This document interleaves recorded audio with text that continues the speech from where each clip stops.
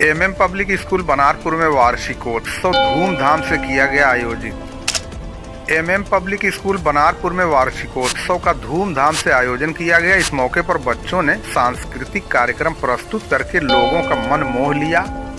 आपको बता दें, आजमगढ़ जनपद की लालगंज तहसील के बनारपुर सलेमपुर में एमएम पब्लिक स्कूल में हर वर्ष की तरह इस साल भी वार्षिकोत्सव काफी धूमधाम से मनाया गया। उद्घाटन विद्यालय के सह प्रबंधक फैजान अहमद ने किया।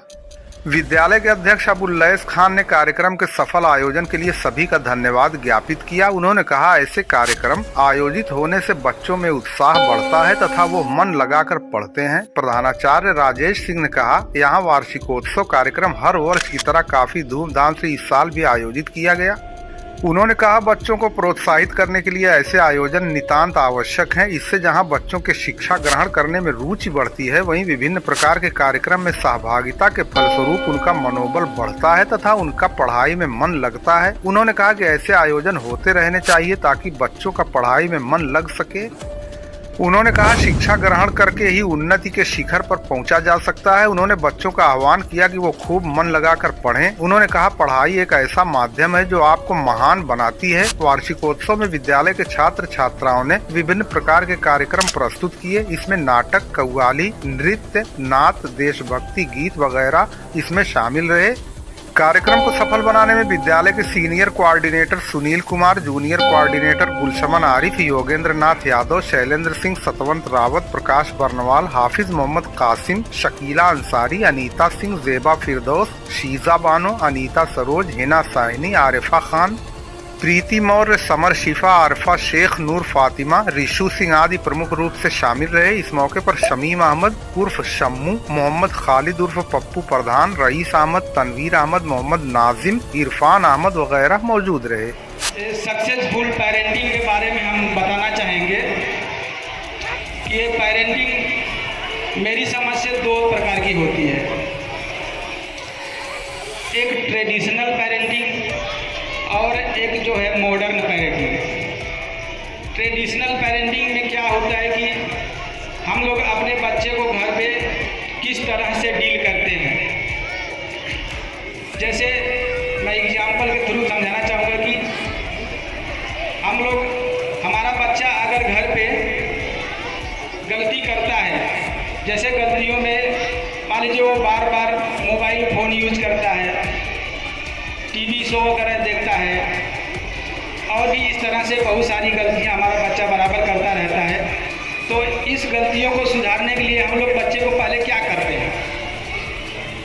सबसे पहले हम लोग बहुत करते हैं ये, अगर बच्चा हमारी गलती करता है तो हम लोग उसको क्या करते हैं, सबसे पहले समझाते हैं। देख बेटा, छोटू, मोटू, छोटू, जो भी तुम्हारा नाम है, ऐसा हम लोग उसको समझाते हैं और लगभग 20 मिनट, 10 मिनट, 20 मिनट जो भी समझाते हैं।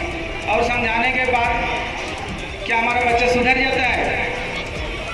फिर भी वही गलती करता रहता है, फिर भी मोबाइल फ़ोन देखता रहेगा और टीवी चैनल वगैरह देखता रहेगा।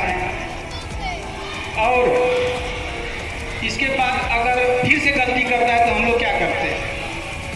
फिर से अगर वो बच्चा गलती करता है तो हम लोग उसको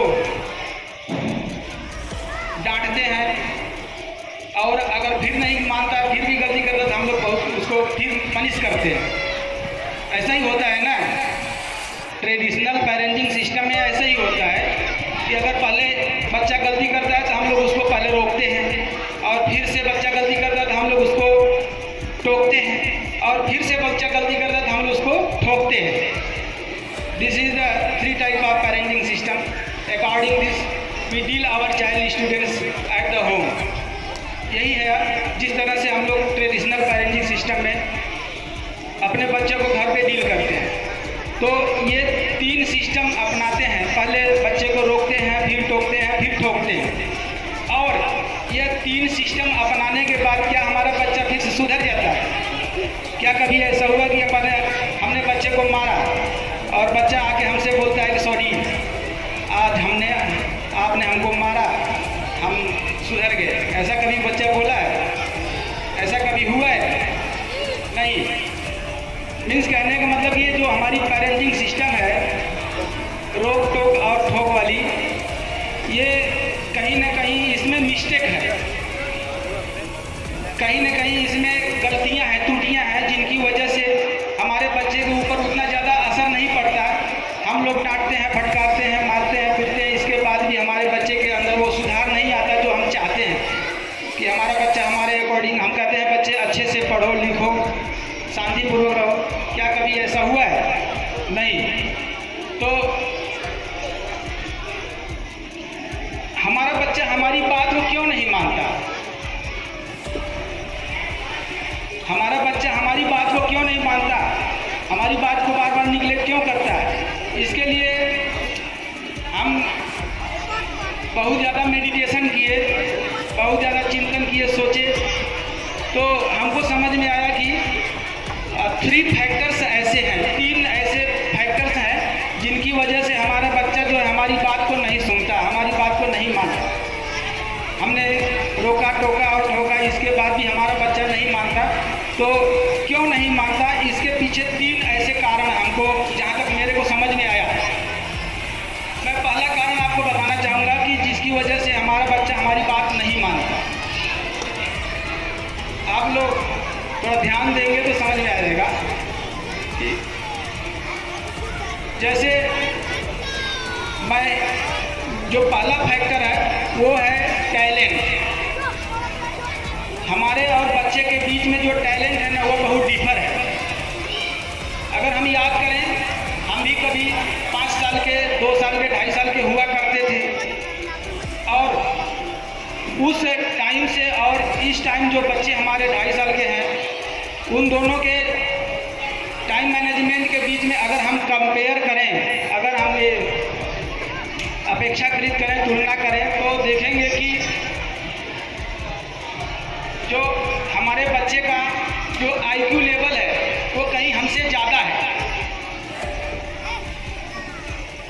आप लोग ऐसा फील कर रहे होंगे, हमको लग रहा है कि हमारे बच्चे के जो IQ लेवल है ना, वो हमसे कहीं ज़्यादा है।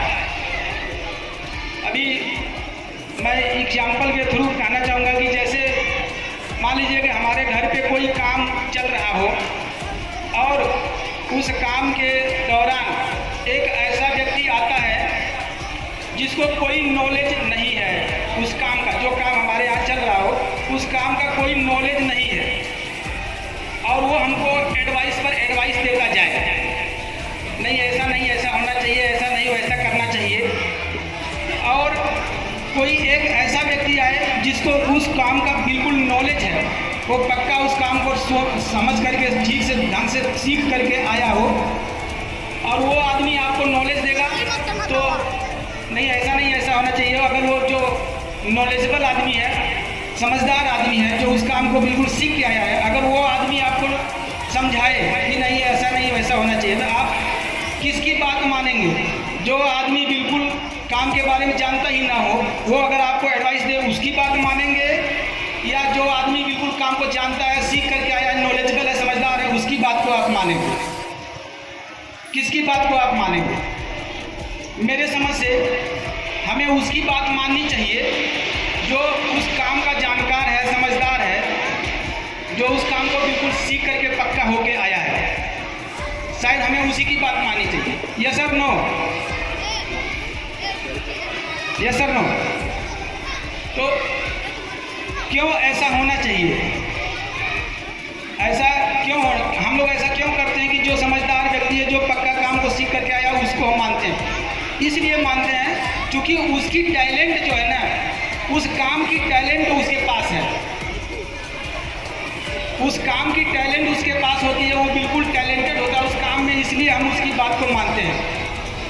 और ठीक उसी तरह से आप मोबाइल यूज़ करते हैं, और आपके मोबाइल फ़ोन में एक सिंपल सी रिंगटोन अगर चेंज हो जाती है, या कोई फंक्शन अगर चेंज हो जाता है, और आपको वो फंक्शन सही नहीं कर पा रहे हैं, नहीं करने आता है, तो फिर हमें वो छोटे से 10-12 साल के बच्चे के पास जाना पड़ता है। यस और नो? और वो बच्चा सही करके देता, लो पापा आपका सही हो गया। यस और नो? Yes sir. तो इसमें क्या है कि बच्चे का टैलेंट हमसे कहीं ज़्यादा है, तभी ना वो सही करके दे दिया हमें। और अगर हमें ये बात पता है कि हमारे बच्चे का टैलेंट ज़्यादा है, वो हमें सही कर देगा हमारा फंक्शन। तो बच्चे को तो ये पता ना होगा कि हमसे कम टैलेंट हमारे पापा में है। तो इस तरह से अगर हम सोचें तो क्या बच्चे को हमारी बात माननी चाहिए? आप लोग इसकी थोड़ा समझ के बताइएंगे। जब बच्चे के टैलेंट ज़्यादा है हमसे, तो क्या बच्चा हमारी बात मानेगा? नहीं मानेगा, जाहिर सी बात है, हमारी बात को नहीं मानेगा। यह एक डिफेक्ट है जिसकी वजह से बच्चे हमारी बातों को निगलेक्ट करते जाते हैं, नहीं मानते। इस तरह से हम आपको बहुत सारे एग्जाम्पल दे सकते हैं। जैसे और दूसरा फैक्टर जो हमारा है जिसकी वजह से बच्चे नहीं मानते हैं, वो दूसरा फैक्टर हमारा है टारगेट। और वो टारगेट ऐसा एक फैक्टर है जिसकी वजह से बच्चे हमारी बातें घर पे नहीं मानते। मैं आप लोगों को एक एग्जाम्पल के थ्रू ये बताना चाहूँगा कि बच्चे जो क्यों हमारी बात घर पे नहीं मानते हैं, टारगेट की वजह से। हमारे जो पुरानी सामाजिक व्यवस्था थी उसमें यह सिस्टम था कि नाई का बेटा नाई हुआ करता था, उसका बेटा नाई हुआ करता था, उसका बेटा इस तरह से नाई हुआ करता था। और हकीम का बेटा हकीम, हकीम का बेटा हकीम, राजा का बेटा राजा, राजा का बेटा राजा। इस तरह से हमारी एक पुरानी सामाजिक व्यवस्था थी। तो जिसमें क्या होता था ना कि बच्चे को जो कुछ भी सीखने को मिलता था वो अपने पापा से ही मिलता था। और बच्चे को ये पता होता था कि हमारे पापा के पास जो टैलेंट है वही टैलेंट हमको लेना है और हमको दूसरी कहीं से मिलेगी नहीं टैलेंट। तो इस वजह से वो बच्चा अपने पापा की बराबर ध्यान में रखता था, अपने पापा की बात को बराबर मानता था, अपने पापा को बराबर रिस्पेक्ट करता था, क्योंकि उससे अपने पापा को कुछ ना कुछ सीखना पड़ता था। और बेटी को भी ये पता था कि हमको जो कुछ भी सीखना है वो हमको अपने मम्मी से ही सीखना है। जैसे मम्मी घर चलाती है उसी हमको भी घर चलाना है। तो इस सिस्टम में क्या होता था कि बच्चे अपने पेरेंट्स को फॉलो करते थे, अपने बच्चे की बात को बराबर मानते रहते थे। लेकिन आज की जो सामाजिक व्यवस्था है उसमें कोई भी बच्चा ऐसा नहीं है जो अपने पापा को फॉलो करता हो, क्योंकि हर बच्चे को पढ़ लिख करके कुछ और बनना चाहता है। और बच्चे का अपने पापा के जो वर्क है उससे थोड़ा सा डिफर हो जाता है। और यह वजह है कि जिसकी वजह